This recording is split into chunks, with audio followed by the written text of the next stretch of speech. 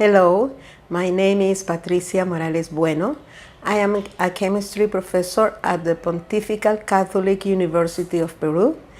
Today, I am going to present the study Studying the Self-Learning through Hybrid-Pbl design in a general chemistry course. For some years, the trends in higher education involve a substantial change of conceptions about the process of teaching and learning. In this sense, John Biggs proposes a model that identifies three levels of thinking about university teaching, being the third level the ideal goal that should be targeted. At the third level, attention is fixed on what the student does, and in that sense, education is seen as a means to support learning. This involves both cognitive abilities and learning contents through the development of strategies of inquiry, searching for information, solving problems, and raising new questions. PBL methodology is located on the third level of Biggs' model. PBL is an educational vision that promotes open, reflective, and critical learning with a holistic approach to knowledge that recognizes its complex and changing nature and involves a community of people who interact collaboratively to make decisions in relation to different problematic situations they must face. During PBL process, students are confronted with real-life scenarios or a problem that requires a solution. The problem is complex enough so that the solution is not obvious. Students must analyze the problem and the context and apply higher-order reasoning skills and knowledge to find possible solutions. PBL and scientific method of inquiry share a similar structure of open-ended inquiry, question asking, appeal to prior knowledge, research, hypothesis testing, analysis and reporting the results and solutions. This converts PBL in a particularly appropriate proposal in the context of science education. However, PBL implementation is not an easy task, since it depends on several critical factors, mainly related to the characteristics of institution, teachers, and students. Therefore, hybrid PBL models are quite common in universities that maintain a traditional structure and organization. This does not constitute a contradiction with the purpose of promoted self-directed learning, but rather implies that teachers constantly review and adapt their strategies for implementing, adapting to the specific educational learning situation. In this regard, some authors conclude that the approach taken by the facilitator should not be the same in all PBL situations, but needs to adapt to the level of the student and the curriculum in which PBL is being implemented. In this paper, the results of the application of hybrid PBL strategy in a general chemistry course from an engineering faculty is reported. The strategy had to be adapted to a rather structured design to facilitate the learning of students with no previous experience in self-learning. The study focused on the achievements in learning concepts, procedures, and applications of the subject of ionic equilibrium, considered especially difficult for students. PBL methodology began to be implemented in chemistry courses of Sciences General Studies at Pontificia Universidad Católica del Perú since 2001. The initial results of the implementation were very good, achieving positive changes in students in both the academic and formative aspects, as well as in their attitude and willingness to adapt to a new way of learning. However, the situation was changing over time. as some aspects for the admission process to the university were modified. For a long time, it was necessary to perform a screening test for admission to the university. Currently, although the system is not completely open, it has a high percentage of students who can access directly to college. Thus, students in the early years are young people with high level of immaturity, with low levels of prior knowledge, and with very little experience in self-learning. Consequently, the Hybrid-Pbl model was modified, incorporating more facilitator interventions, particularly to develop reasoning skills and metacognition in students. Commonly, ionic equilibrium is perceived as a difficult topic by freshman engineering, so that the present study was conducted in the framework of this topic learning.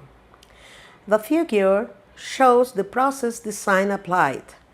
As you can see, after the presentation of PBL scenario, a sequence of cycles begins in which students working in collaborative groups develop different learning activities on specific topics of the unit.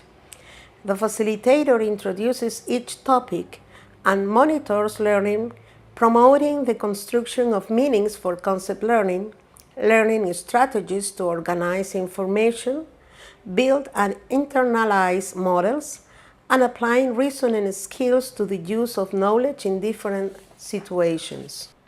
In this study, 3 different cohorts of first-year engineering students were considered. Each one was enrolled in a General Chemistry 2 course in a different semester. Groups 2013 and 2014 began their studies at PUCP under the new modalities of admission. Group 2008 began its studies under the previous admission process. The new process design for the unit ionic equilibrium was applied with Group 2014. The instrument used in this study was a test elaborated following Sugrú's model for evaluating 3 levels of knowledge structure: concepts, principles, and link concepts and principles to condition and procedures for application. Final scores on the assessment are out of 110 possible points. There are 50 points possible on the first level, 1 question with 5 items, 30 points possible on the second level, 1 question with 3 items, and 30 points possible on the third level, 3 items. The format used for the test was multiple choices. The items are formulated in such a way that for the first level, the student should identify examples of the concept. At the second level, the students should select the best explanation of a particular event, and in the third level, the student must select the correct procedure to identify concepts in a given situation, or select the most appropriate procedure to change a concept status, manipulating another concept. The degree of difficulty of the test is 51 and 24%, and the biserial point coefficient is located in the range 0.463 to 0.586 for all the items. The test was administered to all the groups at the end of the unit ionic equilibrium. Only in the case of Group 2014, the instrument was administered as pre- and post-test. Changes in each level between pre- and post-test results were measured in this group by means of the change index calculation. This index represents the percentage of advance or backward of the post-test score, taking as reference point the pre-test score. This way, its variability oscillates between a minimum value of minus 100 and a maximum value of plus 100. Table 2 shows the descriptive statistics for pre- and post-test scores obtained by Group 2014, including the descriptive statistics for change index values. The graded change index values were obtained in the first two levels related to the understanding of concepts and principles. In order to verify the differences between the participant groups, the analysis of variance ANOVA was used, considering as dependent variable the scores corresponding to the three levels and the whole test, and as independent variable the group. For all the analyses, the scores were expressed as percentage. The ANOVA analysis of the scores reveals significant differences between the groups in the three levels and the total score. The Hybrid-Pbl post-hoc test revealed that Group 2014, with which the new process design was applied, obtained the higher scores in the second level and the whole test, and the differences with the other groups were significant.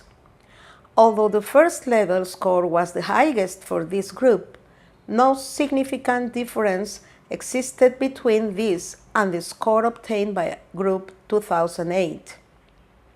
The results in the third level were similar for Groups 2013 and 2014. The higher score was obtained by Group 2008, and the difference was significant. The results obtained in this study clearly show the effect of incorporating structural elements in the PBL process. While there are significant gains in understanding concepts and principles, it is not possible to say the same of the achievements in the application of these concepts and principles to new situations. Precisely, one of the main goals in PBL implementation is related to the development of skills for solving problems, especially those that help students to develop flexible cognitive strategies that prepare them to face and discuss unexpected situations in their professional performance to find meaningful solutions. The primary objective is linked to achievements in the third level of knowledge structure of Sugrú's model. Subjects with good performance in solving problems must be able to recognize situations where procedures can be performed to identify or generate instance of a concept, and should be able to perform these procedures exactly.